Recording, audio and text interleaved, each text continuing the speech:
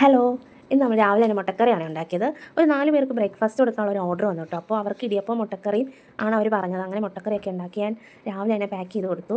പിന്നെ നമ്മുടെ പൊതിച്ചുകൊണ്ട് കറികളാണ് ഉണ്ടാക്കുന്നത്. രാവിലെ തന്നെ നല്ല മഴയായിരുന്നു കേട്ടോ. അപ്പോൾ അവിയലാണ് ഫസ്റ്റ് തന്നെ ഞാൻ ഉണ്ടാക്കിയത് കേട്ടോ. അത് കഴിഞ്ഞിട്ട് ഇന്ന് ഫിഷ് കറി ഉണ്ടായിരുന്നേ. ഫിഷ് കറി വങ്കട മീനാണ് കിട്ടിയത്.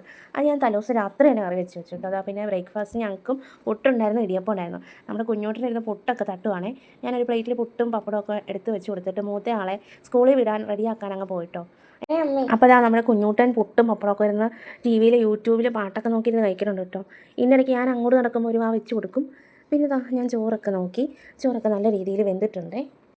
അത് കഴിഞ്ഞിട്ട് ഇതാ ഫിഷ് ഫ്രൈ നമ്മൾ ഉണ്ടാക്കാൻ തുടങ്ങി. ഇന്ന് നമുക്ക് ഫിഷ് കിട്ടിയത് അയിലയും പിന്നെ തിരിയാനുണ്ടായിരുന്നു കേട്ടോ.